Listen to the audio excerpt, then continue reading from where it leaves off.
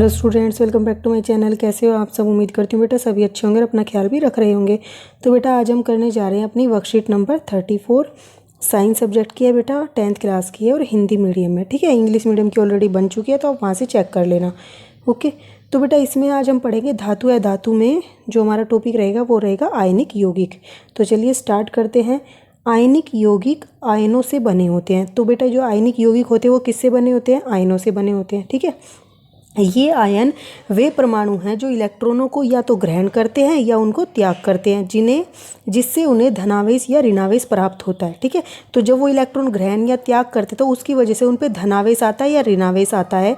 धातु अपनी प्रवृत्ति के अनुसार इलेक्ट्रॉनों को का त्याग करते हैं। ठीक है, तो जो धातु होते हैं ज़्यादातर बेटा वो क्या करते हैं? इलेक्ट्रॉनों का त्याग करते हैं। ठीक है, और धनायन बनाते हैं। जो त्याग करता है बेटा मतलब उसके पास बहुत ज़्यादा होगा। एक तरीके से ये सोचो, जिस किसी के पास ज़्यादा धन होता है वो क्या करता है? बांटता है दूसरों में। तो वो क्या बनाता है? धनायन बना रहा है। ठीक है, त्याग करके, और उन पर एक धनावेश आ जाता है।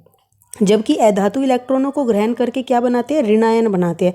ऋण क्या होता है बेटा? जैसे किसी से उधार लेना। तो ये क्या करते हैं? अधातु इलेक्ट्रॉनों को ग्रहण करके उधार लेते हैं, एक किस्म का ऋणायन बनाते हैं और उन पर एक ऋणावेश आ जाता है। ठीक है, अब यहाँ पे क्या है बेटा, इनको याद करने का तरीका है ये इस तरीके से याद कर लेना। धनायन मतलब कि देता है दूसरों को, तो धनावेश आता है पॉजिटिव, और ऋणायन मतलब किसी का ऋण उस पर चढ़ जाता है, यानी कि वो ग्रहण करता है और वो बना देता है ऋणावेश। ठीक है, दूसरे शब्दों में कहें तो आयनिक यौगिक वे यौगिक होते हैं जिन्हें आयनिक आबंधों द्वारा एक साथ रखा जाता है। ठीक है, तो ये आयनिक यौगिक बनाते हैं आयन मिलके, और जिसकी वजह से इनके बीच में क्या होता है? एक आयनिक आबंध होता है। ठीक है, तत्व अपने निकटतम उत्कृष्ट गैस विन्यास को प्राप्त करने के लिए इलेक्ट्रॉनों को ग्रहण या त्याग करते हैं। ठीक है, जो तत्व होते हैं हर मतलब धातु के या फिर अधातु के, वो क्या करते हैं? अपने जो निकटतम उत्कृष्ट गैस विन्यास होता है, ठीक है, जिसका जो लास्ट वाला बेटा सेल होता है आउटर मोस्ट, वो क्या होता है? कंप्लीट फिल हो जाता है। ठीक है, वो क्या अटेन कर लेते हैं?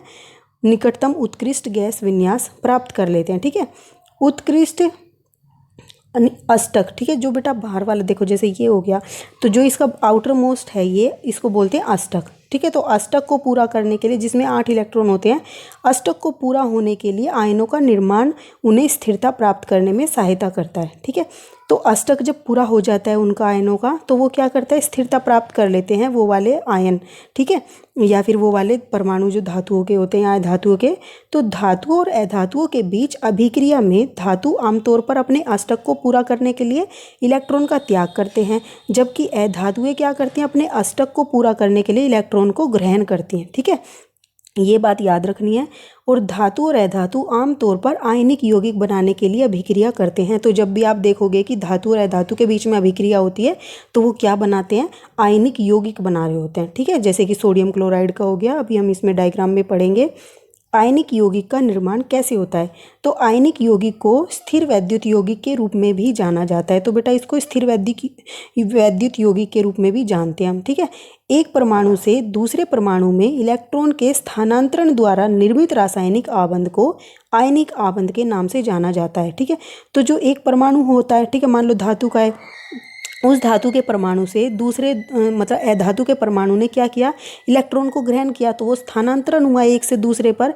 उसके द्वारा जो उनके बीच में एक रासायनिक आबंध क्रिएट हुआ, ठीक है, या बना या निर्मित हुआ, उसी को क्या बोलते हैं? आयनिक आबंध बोलते हैं। ठीक है, और इसको आयनिक आबंध के नाम से जानते हैं। इन यौगिकों को क्या बोल देते हैं? इन यौगिकों मतलब ये यौगिक किससे बनते हैं? आयन से मिलकर बनते हैं। तो बेटा देखो ये क्या थे? हमारे तत्वों के परमाणु थे। ठीक है, इन परमाणुओं से क्या बना? जब इन्होंने एक दूसरे पर इलेक्ट्रॉन को स्थानांतरित किया तो ये आयन बन गए। फिर आयनों के मिलने से क्या बनता है बेटा? यौगिक बनते, आयनिक यौगिक। ठीक है, तो कैसे हुआ? देखो यहाँ पर सोडियम क्लोराइड का निर्माण बताया है, तो ये सोडियम का परमाणु है और ये किसका है? क्लोरीन का है। इस सोडियम के परमाणु के अंदर बेटा देखो ये दो, कितने ऑक्टेट है? एक अष्टक में तो 2 है, मतलब कि अष्टक बोलते हो आप इसको, ऑक्टेट। ठीक है, जो ये ऑर्बिट होते हैं इसमें 2 है पहले वाले में, फिर दूसरे वाले में क्या है? 8 है सेल में, फिर तीसरे वाले में सिर्फ 1 है, क्योंकि इसमें 11 होते हैं ना इलेक्ट्रॉन। तो ये 2 तो कंप्लीट है, तो इसका ये अष्टक पूरा हो गया। अब अगले वाले में 1 है, तो इसको क्या करना पड़ेगा? 7 लेने पड़ेंगे। तो 7 लेने की बजाय क्या करेगा? ये दे देगा 1, ये आसान है। और जबकि और क्लोरीन में कितने बेटा? 17 है, यानी कि 2 8 और कितना हो जाएगा? 7 है। यानी कि अब इसको 1 की ज़रूरत है तो ये भी 8 हो जाएगा, तो इसका अष्टक पूरा हो जाएगा और ये स्थिरता को प्राप्त हो जाएगा। ठीक है, तो ये क्या करेगा, इसके लिए लेना आसान है देने की बजाय और इसके लिए देना आसान था, तो ये दोनों आपस में क्या करते हैं, जिसको देना आसान है वो इसको दे देता है और जिसको लेना आसान है वो ले लेता है। इस तरीके से जो दे रहा है उसके ऊपर प्लस का निशान आ गया। ठीक है, क्योंकि धनायन इसके पास ज़्यादा थे और जिसने लिया उसके पास कमी थी इसलिए माइनस आ गया, ये समझ लो उसने लिया है किसी से। ठीक है, तो ये आयन बन गए सोडियम क्लोराइड के और इन दोनों ने आपस में मिलकर क्या बनाया, सोडियम क्लोराइड। ठीक है, आयनिक यौगिक बनाया है। किस तरीके से, सोडियम से एक इलेक्ट्रॉन चला गया तो यहाँ पर क्या आया, Na+ आयन बन गया। ठीक है, और ये कौन सा है बेटा, धनायन, और क्लोरीन ने क्या किया, एक इलेक्ट्रॉन लिया और ये क्या बना दिया, ऋणायन। ठीक है, ऐसे बनते हैं। फिर ऐसे ही मैग्नीशियम क्लोराइड का यहाँ पर दिखाया गया है बेटा। इसमें भी क्या हो रहा है कि एक मैग्नीशियम है, मैग्नीशियम का परमाणु है और 2 किसके हैं, क्लोरीन के परमाणु हैं, क्योंकि क्लोरीन के पास क्या है, 1 की कमी है। ठीक है, हमने अभी ऊपर देखा इसके पास भी 1 की कमी है, लेकिन मैग्नीशियम के पास 2 एक्स्ट्रा हैं, तो ये क्या करेगा, 1 इसको दे देगा, 1 इसको दे देगा, तो इसके ऊपर कितना Mg2+, 2 का क्या आ जाएगा, चार्ज आ जाएगा, 2+ हो जाएगा ये। इसमें बेटा क्या होएगा, इसने 1 लिया है तो ये नेगेटिव चार्ज आ जाएगा, इसने भी 1 लिया है तो इसके ऊपर भी नेगेटिव चार्ज आ जाएगा। फिर ये आपस में मिलकर क्या बना देंगे, मैग्नीशियम क्लोराइड MgCl2। ठीक है, इस तरीके से ये क्या बन गया, आयनिक यौगिक बन गया। आइए बेटा अब इसके कुछ अभ्यास करते हैं। फर्स्ट क्वेश्चन क्या है बेटा, यहाँ पर धनायन एवं ऋणायन क्या होते हैं, धनायन और ऋणायन को किस प्रकार बनते हैं, और ये धनायन ऋणायन बनते किस प्रकार हैं। तो बेटा ये क्या है, आयन, धनायन वे आयन हैं जिन पर धन आवेश होता है और ऋण आयन वे आयन होते हैं जिन पर ऋण आवेश होता है। जब कोई धातु का परमाणु अपनी प्रवृत्ति के अनुसार इलेक्ट्रॉन का त्याग करते हैं तो वे धनायन बनाते हैं। ठीक है, हमने अभी पढ़ा था। और जब किसी अधातु का परमाणु इलेक्ट्रॉन को ग्रहण करता है तो वह क्या बनाता है, ऋणायन बनाता है। ये आप लिख दोगे फर्स्ट क्वेश्चन में। ओके, सेकंड क्या है बेटा, आयनिक आबंध किस प्रकार बनते हैं। तो आयनिक आबंध भी हमने अभी पढ़ा था, तो आप इसमें क्या लिखोगे बेटा कि एक परमाणु से दूसरे परमाणु में इलेक्ट्रॉन का स्थानांतरण द्वारा निर्मित रासायनिक आबंध को आयनिक आबंध कहते हैं। इसमें धातु अपने इलेक्ट्रॉन को त्याग देती है और अधातु दूसरे परमाणु से इलेक्ट्रॉन को ग्रहण करती है, जिसके द्वारा उनके बीच में एक रासायनिक आबंध बनता है जिसे आयनिक बोलते हैं। ठीक है, आयनिक लिख लेना, आयनिक आबंध कहते हैं। ये गलत लिखा गया, आप लिख लेना आयनिक आबंध कहते हैं। ठीक है, अब थर्ड क्वेश्चन क्या है बेटा आपका कि परमाणु इलेक्ट्रॉनों को ग्रहण एवं उनका त्याग क्यों करते हैं। अब ये ऐसा करते क्यों हैं, तो हमने अभी पढ़ा था कि ये क्या करते हैं, स्थिरता को प्राप्त होते हैं। जो इनके आसपास की जो नोबल गैसेज होती हैं बेटा, उत्कृष्टम मतलब जो स्थिर होती हैं, निष्क्रिय बोल लो आप एक तरीके से, वो होती हैं, उनको प्राप्त करते हैं जो स्टेबल हो।